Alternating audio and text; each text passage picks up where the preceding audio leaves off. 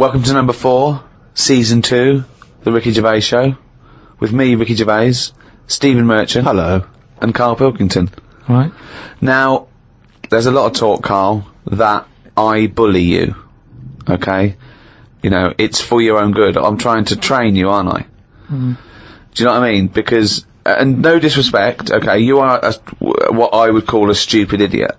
Well, can I just ask, because there's been an awful lot of emails that have said, will you and Steve please stop calling Karl stupid? Now, right. They say, oh, it doesn't justify calling him stupid. Now, I don't know what part of injecting a 76-year-old woman in the head so that she lives her life backwards couldn't be considered stupid. Okay, then listen, right, I've found some things that I think will interest you, and I want your first thoughts on these, okay? Now, these are facts that I've sourced. Okay. What's the actual topic? Well, you love animals, don't you? You're interested in animal Some facts. of them. I don't love them. Some of them fascinate me and stuff, but a lot of them also get on my nerves. I don't know how an animal can get on your nerves. They just do. Sometimes you sort of just think, what are they doing here? What are they offering anyone? Right. See, I'm worried that these facts will annoy you now, but they're meant to fascinate you, and...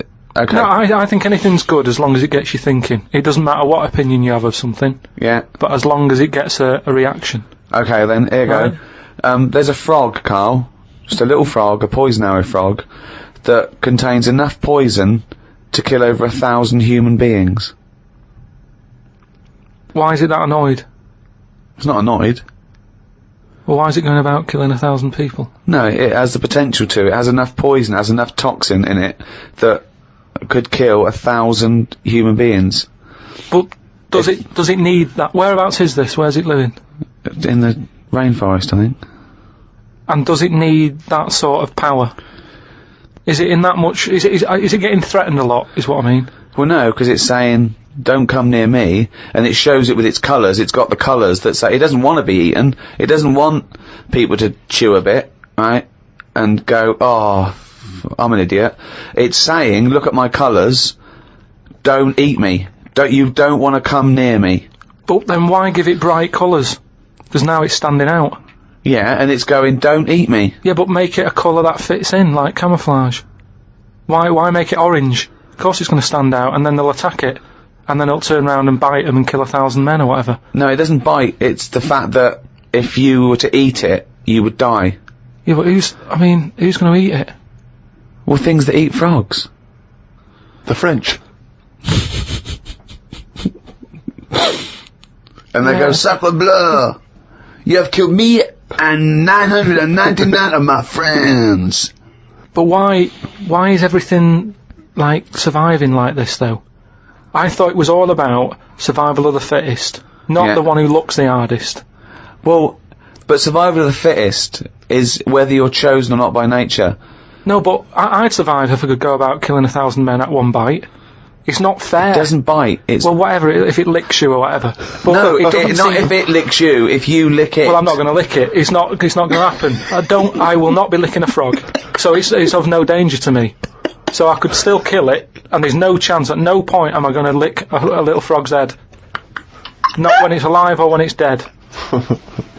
I love the fact it's all about you. It's all about how it relates to you. And he's annoyed that they're getting away with something. He doesn't like any sly animals. He doesn't like animals hiding. He only wants them to hide. He doesn't want animals killing things. Then he wants them to kill things. He doesn't know what he wants. When they say survival of the fittest, they don't mean that, say, lions have been working out in a gym. It means the fittest gene pool, and the fittest gene pool is a gene pool that's still around. That's all it is. Yeah, if it's here, it worked. I was trying to explain to you the other day. A slug is as evolved as us. It's not, though, is it? It is. It's not. You think evolution is aiming towards Miles being away human? From where we are. What? It's nowhere near what we're like. But you're looking at it in terms of, this evolution has a will. It doesn't have a will. It's chosen or it's not chosen by nature. A slug got it right. A slug has got it as right as... What do you mean it hasn't? Well, what was it like before it got it right?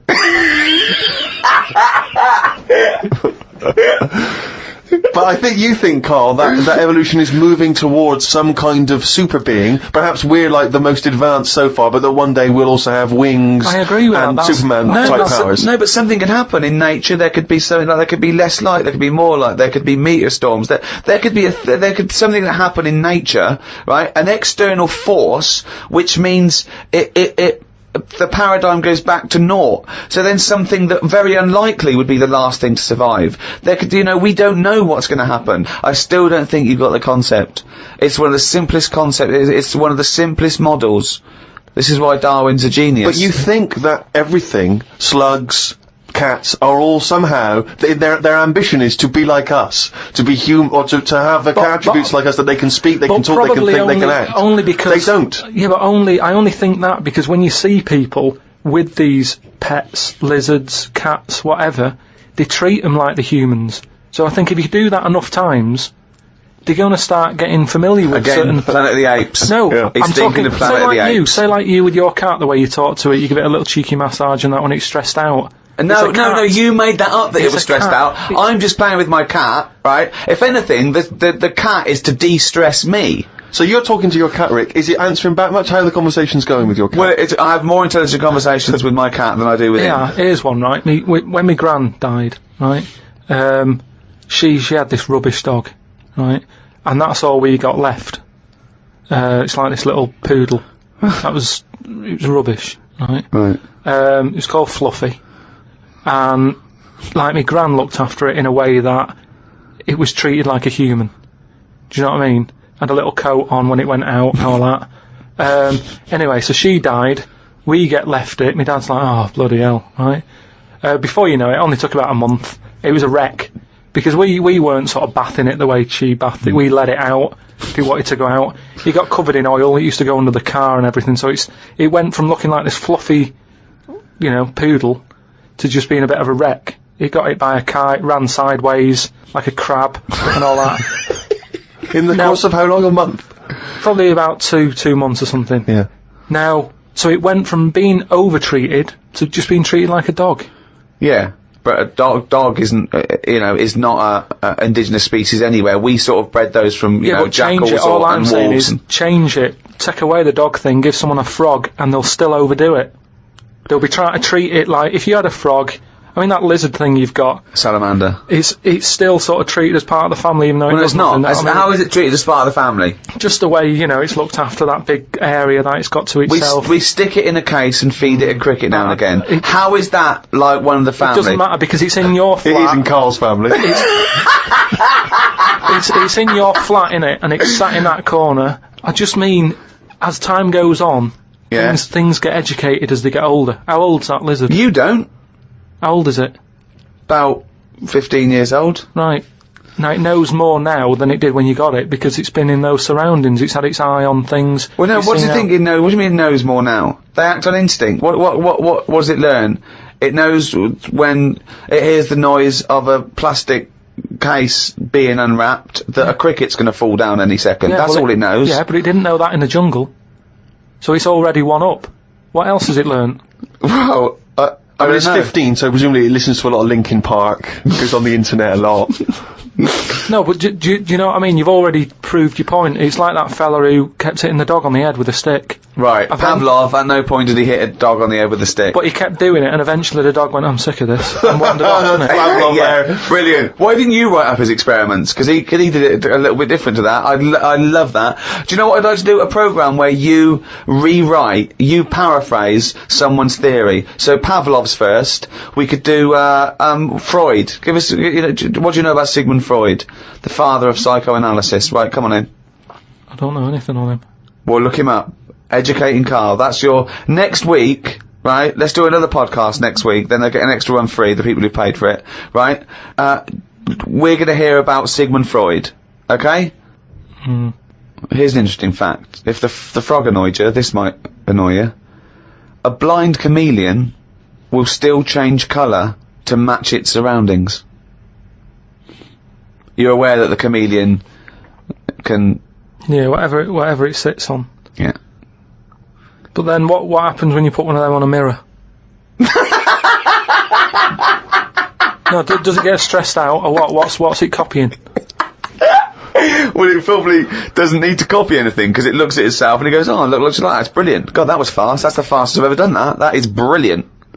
So they can go any colour, there's nothing, you can put them on anything, and they'll go to the thing. I don't want you to have a chameleon, because you'd just be trying to see what it could and couldn't do. Try and catch it out. Oh no, yeah. Pop it on some tartan. But again, say like the frog thing, right? Pop it on the telly. Yeah. Couldn't do it fast enough.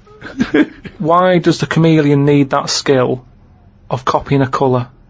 Because at the end of the day, that lizard, chameleon, whatever, that's mainly sticking in the woods, isn't it? By trees, by grass. Right.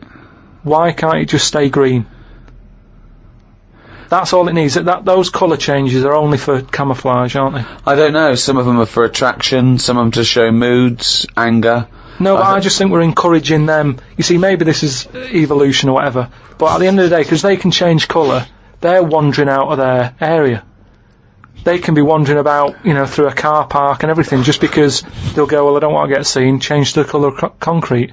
Whereas... Or into the colour of a Fiat Punto. But they should just stay green. Stay green, right? Stay in the woods and stay safe. I love this public information for chameleons. Words of advice for chameleons. Oh, God. Stay green, stay in the woods, stay safe, good night. Oh, God. Why are there blind chameleons around? I'm assuming that the blindness has no impact on the colour change, presumably is an automatic. It must be.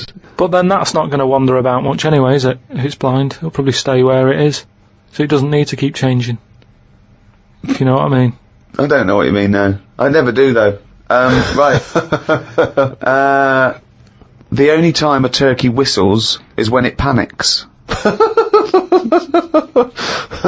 Christmas time, then. Yeah. What do you think of that, Carl? It goes from one extreme to another, doesn't it? You've got a frog who's going mental, It's not going mental. killing thousands of people. No, that's not. That's got that sort of power. Then you've got a turkey who's whistling for help. You think that you should redress the balance a little bit? You want to give... What would you do? Give the frog the ability to kill 500 and the turkey 500? I don't think it should be killing... I reckon 10. 10, because... You've made your point with 10, haven't you? Do you think that he's got 1,000 in his lifetime, like he's got 1,000 to kill? I don't think you understand. I just He think... doesn't really kill 1,000 people. That stat is about that if you were to boil up a frog, decant the poison, there would be enough poison to split between 1,000 people and kill them. It doesn't mean someone goes, "Frog, you have the power to kill 1,000 people in your lifetime." Choose them wisely. But I just think if it needs that sort of power... It should be fighting evil. Well, it's not... it's knocking about the wrong area, isn't it? If it's under that much danger, move.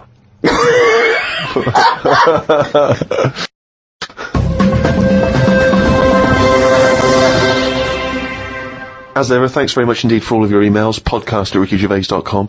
It's lovely to hear your feedback. Many of them obviously responding to the inanity that Karl has spouted over the various shows. And a lot of people just want your opinion on things. They just throw things at you. They just want to know what you make of them. Right. For instance, are you familiar with multiple dimensions?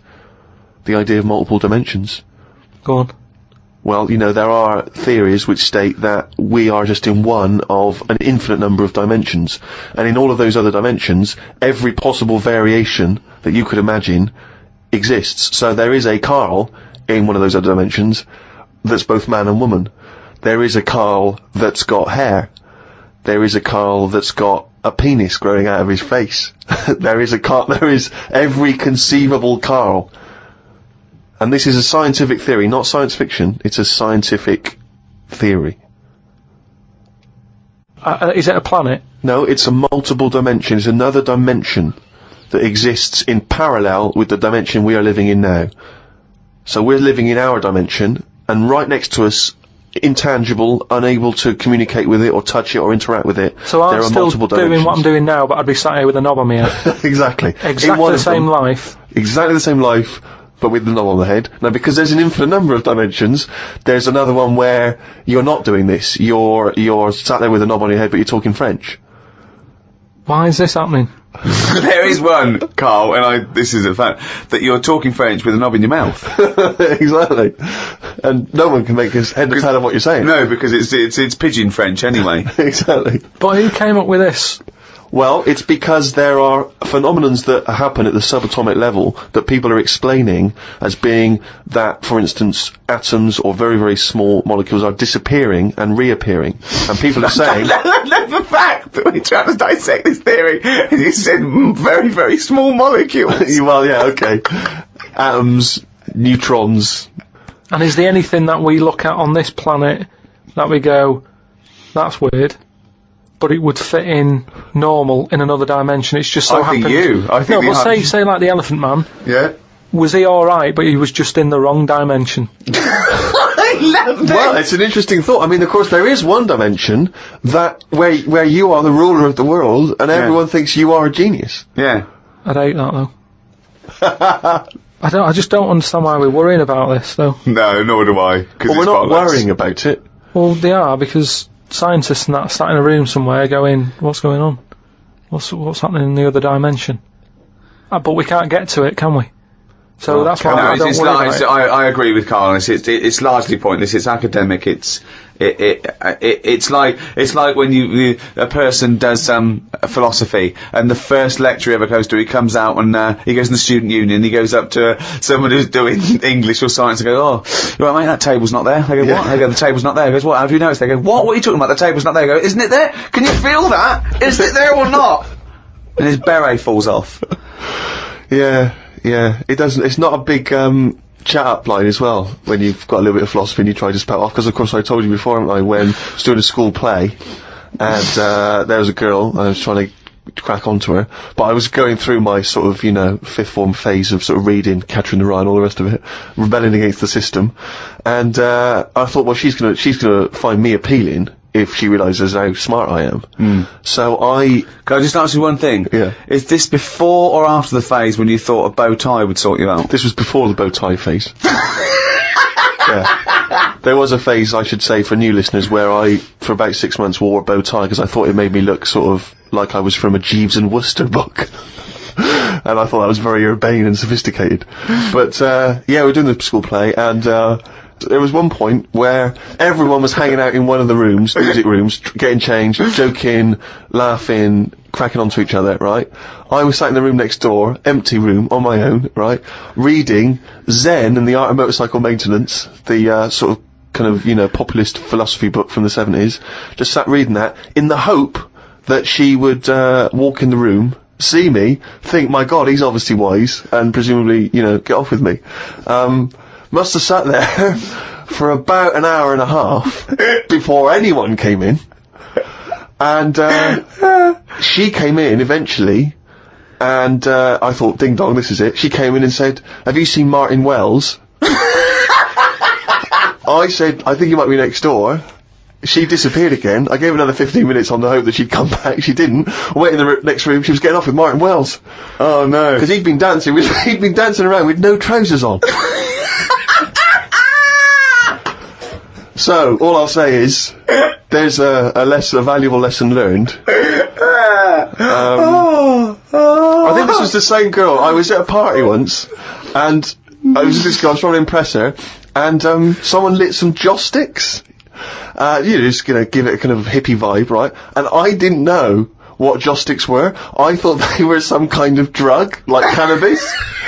So these joss sticks are like, and I started going, because I thought we were all supposed to be getting high on these joss sticks. I started going, whoa, oh man, these joss sticks they're really doing me in, man. And everyone said, "What do you mean?" I went, "Oh, they're good stuff. This is good shit." And they said, "What do you mean, joss sticks? They're not drugs, they're some incense." And I went, "Yeah, I know, I'm just saying I'm just saying they smell great, is what I'm saying." Meanwhile, Martin Wells on the table, trousers down, everyone just throwing in money. Yeah, exactly. Oh. I don't know if there was another party where I don't think it was the same girl, but there's inevitably a girl there that I'm trying to, impress. And I went up to, it was a house party in someone's house. I didn't know anyone there really. I was only Steve, you come without trousers. Well, it worked for bloody Martin Wells. And I went up to the toilet, and I had to do, number 2s. Brilliant. And I did them. There was no toilet paper. Oh, God. At the party. And I was like, and I was scrabbling around in this bathroom thinking, what can I use? There was nothing. And I was thinking, oh God, what can I do? And, as I recall, in the end, I couldn't make anyone hear. I didn't want to sort of go out into the hall and stuff. So I had to shout out the window into the garden where everyone was. No! Yeah. And someone had to come and bring me some. And, once again, it didn't... Well, I wish I'd fucking had Zen in the Iron Mocha techniques, then I could have ripped some fucking pages out and wiped my arse. Oh, chimpanzee's that? He's gone and written it down again. That's the ever-changing jingle for Karl's diary, excerpts of which we like to read each week. Suzanne said today can be my day because she has been a bit of a pain with her illness and that. So she said I can do what I want today. We went for a walk around Green Park. Loads of tourists were about looking at the Queen's house. She was in because the flag was up. I wouldn't want to live there. Why wouldn't you want to live there? Just because it's right in the centre of town? It's just not in a good place, is it? It's got a roundabout side and that. Really busy. It's pretty good. I went for a pee in the toilets. When I came out, a pigeon had shat on Suzanne's coat. She was in a bit of a mood about it. A bird shat on my ear once. I left it for about 10 to 15 minutes until I got home. I washed it off, and in that 10 to 15 minutes, it had corroded me ear. He's had a lot of problem with ears. He told me the other day, he got up, washed, had a bath, had some breakfast, went to the shops to get a newspaper and had a chat with a woman in the corner shop, got home, pottering around, looked in the mirror, he had a cotton bud sticking out of his ear. He went, what annoyed me was she didn't say anything. Like it's her responsibility. Yeah. No, but she knows me well enough to sort of, go, you got a cotton bud in your ear. No, she knows you well enough to go, Carl's got a cotton bud in his ear, I've seen worse. When you've got a cotton bud in your ear, what interrupted I think Suzanne called or my dad called or something, and then because I was running a little bit late because I'd been talking to them, the earbud was in, I just popped my coat on and went to the shop. Carl, you got a toothbrush in your mouth. Oh. Walked through Covent Garden. There were 5 of them mimes knocking about. I don't understand why people take pictures of mimes. Everyone looks like a mime in a picture. That's so true. That's really true. If the point is they're staying still, if that's their skill, a picture won't tell that story. That's absolutely true.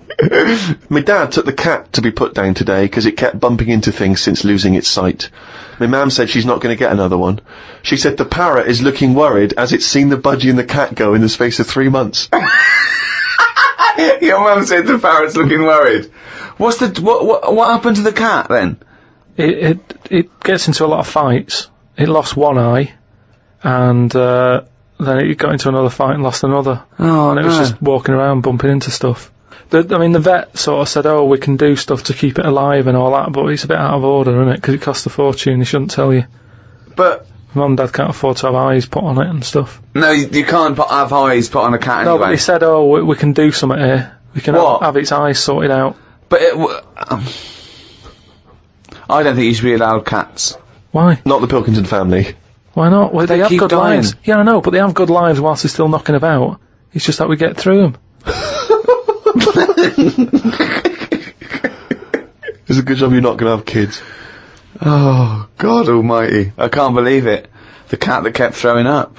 So his mum shaved it. Unbelievable. Dry wipe cat. A mate sent me a story on email about a bloke in China who has this weird illness that means he can't have his picture taken.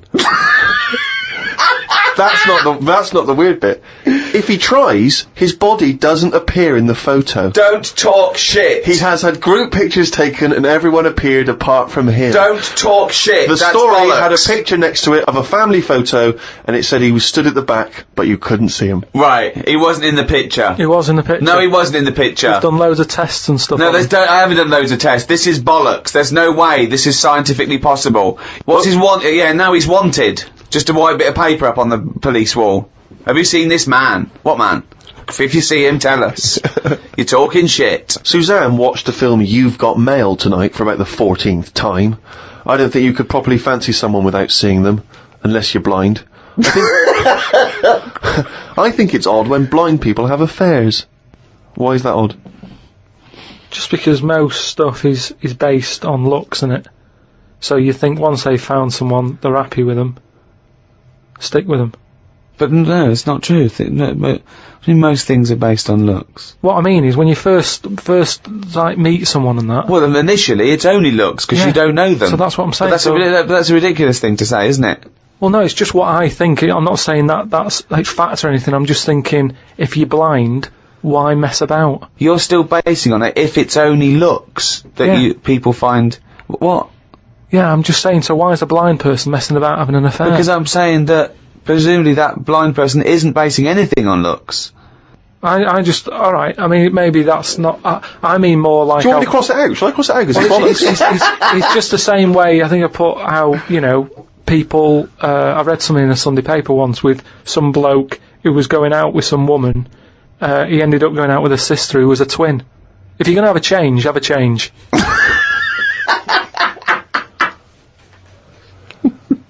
Spoke to Ricky about trips to the moon.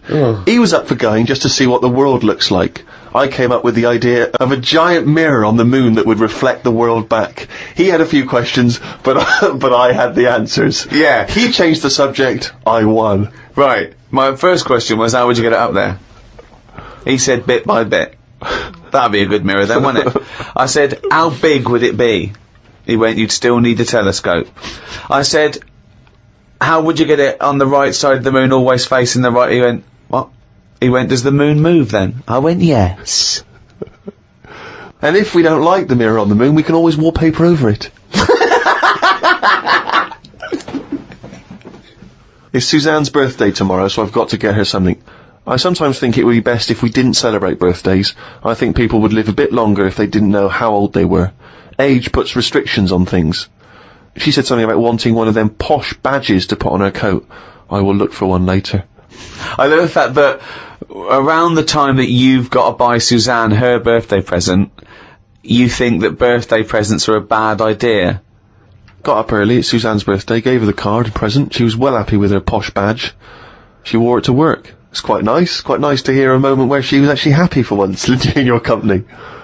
They always say when you get someone a present, you should buy them something they wouldn't buy themselves. Daft rule. I want something I would buy myself if I had the money. When I was young, me Auntie Nora got me a present I wouldn't buy myself. It was a t-shirt with her face on.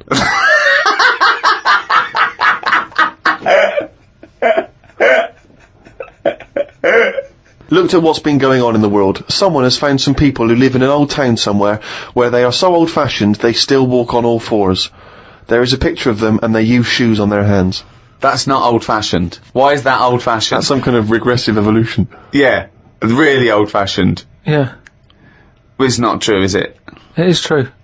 It's somewhere in, Well, I believe they have found a group of people that are living and walking around on all fours, but I don't believe they're wearing shoes on their hands. And I don't believe they haven't evolved to standing up. No, they just haven't seen other people walking on 2 feet. Don't talk shit all your life. That's all it's about, though, isn't it? You copy. When you're a baby, if you were stuck in a room, you'd wander about on all fours, because that's the way, that's an easy way of getting about. So you only walk on 2 feet because you see everyone else doing it. Well, I don't believe that is the case, because as I understand it, some of the family are walking on 2 feet. So I don't know what the ins and outs of it are. I know there's a forthcoming documentary on the BBC, so maybe we should watch that and then we'll all know what's going on. Instead of just leaping to conclusions because you read half of it on the internet and then skipped on to something else. All I'm saying is, though, you would wear shoes on your hands if you're roaming about like that. So you just confessed there that you leapt from fact to fiction, did you, in the space of one diary entry? It's just that I saw a little picture. And you assumed that they'd be wearing shoes on their feet? If they've got shoes on their feet, they might as well have them on their hands, because their hands are doing the same as the feet. If you're not going to wear them on your hands, don't put them on your feet then. I'm beginning to think some monkey news was bollocks. Treated Suzanne to her tea, went and got her a curry from the shop opposite. While I waited for the food, I read a story in the Metro newspaper about an alien gang that kept appearing in someone's garden. Christ. The bloke moved, but when he used to pass the house at night, he would still see the aliens knocking about, hiding underneath his old shed. There was other alien stuff, but I had to go as the food was ready. Brilliant. Yeah, it's a bit annoying, that. Yeah, load of bollocks again. Well, good. More, drivel from Carl's diary next week. Right, Rogbusters, quick. Right then, so last week gave you some initials, again, of artist or a band. Quick. Cryptic clue and that. Yeah. the first one I gave you, the initials were ND. Yeah. That Jamaican fella, he doesn't want anything, right? So you got to think about the accent there. Yeah. He doesn't want anything, so he's not sort of demanding anything. Okay. No sort of demand, nil demand.